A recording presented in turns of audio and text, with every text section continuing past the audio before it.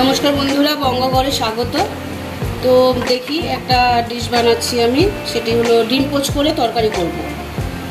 আগে পোচ বানাবো, তারপরে আমি পোচটাকে ডিমের কারির মতো একটা করবো, দেখাচ্ছি। আমি ব্রাশ করে নিয়েছি সাদা তেল দিয়ে, এবার একটা করে ডিম দেবো।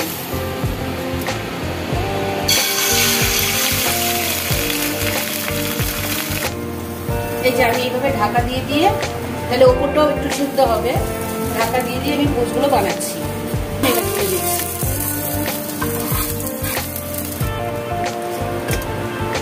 এই যে এরকম ভাবে আমি একটা করে বানিয়ে নিচ্ছি। দেখুন ডিম পোচগুলো হয়ে গেছে।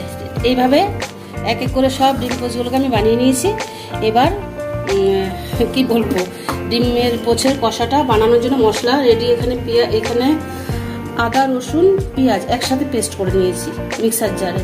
এখানে জিরে বাটা আছে, লঙ্কা বাটা আছে, আর হলুদ তেল, এগুলো তো পড়বেই। দেখিয়ে দিচ্ছি।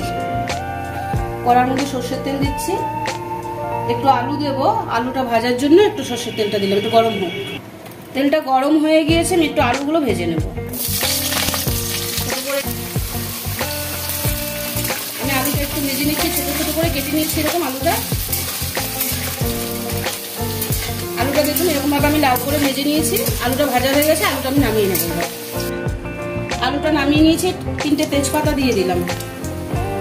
এবার তেজপাতা দেওয়ার পর আমি একটু এই পেঁয়াজ আর রসুন আদা বাটাটা দিয়ে দেবো। আদা পেঁয়াজ রসুনটা আমি একটু ভেজে নিচ্ছি, তারপরে জিরে আর লঙ্কাটা দেবো। আচ্ছা, পেঁয়াজটা রসুন আদাটা একটু কষিয়ে নিয়েছি। এখানে একটুখানি জিরে আর ধনে বাটা আছে, দিয়ে দিলাম। আমি লঙ্কা বাটাটাও দিয়ে দিলাম।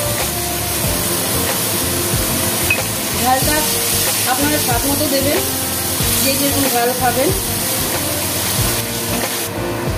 আমি একটু নুন দিয়ে দিলাম স্বাদ মতো, একটু হলুদও দিয়ে দিলাম।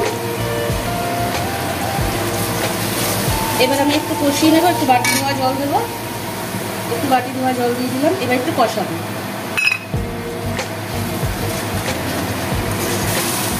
আমি কটা কাঁচা লঙ্কা দিয়ে দিলাম, গোটা লঙ্কা দিলাম। যে বেশি ঝাল খায় সে একটু ভেঙে খাবে।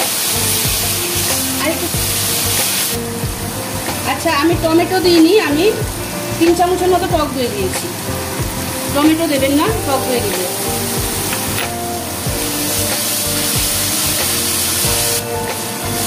আমি এবার মশলাটা তো মোটামুটি অনেকটাই কষে গেছে, আমি এবার আলুগুলো দিয়ে দিচ্ছি।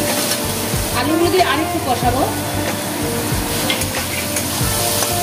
আরেকটু কষিয়ে দিচ্ছি। আচ্ছা, এই আলু দিয়ে আমি অনেকটা কষিয়ে নিয়েছি, মুখে লেগে আসছে। এবার আমি জলটা অ্যাড করে দেবো।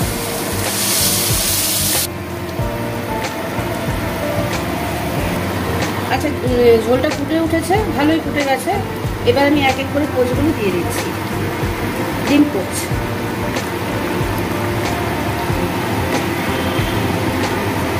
আমি সব ডিমগুলো এভাবে সাজিয়ে দিয়েছি, ডিম পোচগুলো। এবার একটু ঢাকা দিয়ে রাখবো। আমি একটু দেখে নিচ্ছি কতটা কি হয়েছে।